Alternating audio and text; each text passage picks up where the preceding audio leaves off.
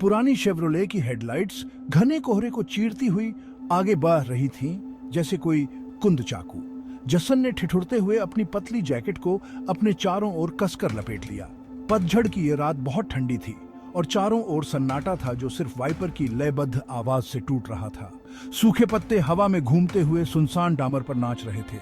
उसे देर हो चुकी थी, जितना उसने सोचा था उससे कहीं ज्यादा। ब्लैकवुड काउंटी का रास्ता भले ही उस समय अच्छा लगा हो, लेकिन अब इस अप्राकृतिक कोहरे में डूबा हुआ यह रास्ता एक भयानक गलती लग रहा था। जसन आगे का रास्ता देखने की कोशिश करते हुए विंडशील्ड से झांक रहा था।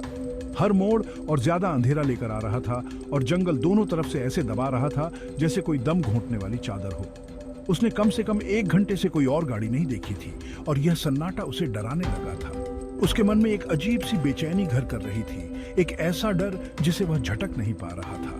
काश उसने लंबा रोशनी वाला हाईवे ही लिया होता। अचानक घूमते हुए कोहरे से एक पीली आकृति उभरी जो कार की हेडलाइट्स से कुछ पल के लिए जगमगा उठी। जसन ने ब्रेक मार दी और पुरानी कार चीख पड़ी।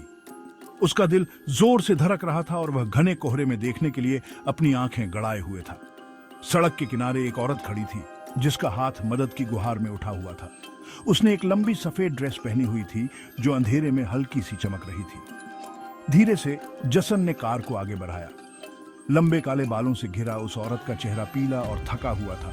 उसकी आंखें मंद रोशनी में बड़ी और काली थी। वह व्याकुल लग रही थी। उसकी सांसें तेज थीं और वह सांस लेने के लिए संघर्ष कर रही थी। जसन की रियर की हड्डी में ठंडी हवा के झोंके से भी ज्यादा ठंडक दौड़ गई। ये पूरा माहौल ही गलत, खतरनाक लग रहा था। फिर भी वह उसे ऐसे नहीं छोड़ सकता था। लिफ्ट चाहिए? जसन ने खिड़की थोड़ी सी नीचे करके पूछा। औरत ने बिना कुछ बोले हाँ में सिर हिलाया। उसकी नजरें एक पल के लिए भी जसन से नहीं हटी। उसने पैसेंजर डोर खोली और वह अंदर आ गई। उसके साथ गीली मिट्टी और किसी फूल जैसी हल्की सी खुशबू आई, जैसे शव पर रखे जाने वाले लिली के फूलों की। कहां जाना है? जसन ने पूछा। अपनी आवाज में कांपते हुए भी वह सामान्य दिखने की कोशिश कर रहा था। औरत ने धीमी आवाज में फुसफुसाहट में जवाब दिया। ओकवुड रोड कब्रिस्तान, उसने कहा। उसकी आवाज कर्कश थी, जैसे सदियों से बोली न गई हो। जसन के खून सूख गया। ओकवुड रोड कब्रिस्तान मीलों दूर था। ब्लैकवुड जंगल के किनारे एक वीरान जगह जो अपने दुखद इतिहास और डरावने माहौल के लिए बदनाम थी। उसने बेचैन आत्माओं और अस्पष्ट घटनाओं की कहानियां सुनी थी, ऐसी कहानियां जिन्हें स्थानीय लोग सिर्फ कहानियां मानते थे। सफर भयानक रूप से शांत था। केवल इंजन की आवाज और वाइपर की लयबद्ध आवाज ही कार में गूंज रही थी। जसन अपनी सवारी पर नजरें चुराकर देख रहा था। हर गुजरते मील के साथ उसकी बेचैनी बढ़ती जा रही थी।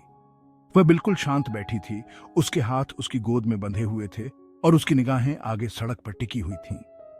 उसने बातचीत करने की कोशिश की, उससे ऐसी रात में बाहर होने की वजह पूछी, लेकिन उसके हर प्रयास का जवाब सन्नाटे से मिला। उसका यह सन्नाटा किसी भी जवाब से ज्यादा भयानक था। कोहरा और घना होता जा रहा था। कार की खिड़कियों पर अनदेखे हाथों की तरह दबाव डाल रहा था। अंदर की हवा भारी होती जा रही थी, एक अजीब सी स्थिरता से भरी हुई। समय भी जैसे रुक गया था। मिनट घंटों में बदलते जा रहे थे। जसन की बेचैनी अब एक भयानक डर में बदल गई थी। वह बस जल्दी से जल्दी अपनी मंजिल पर पहुंचकर इस भयानक मुलाकात से छुटकारा पाना चाहता था।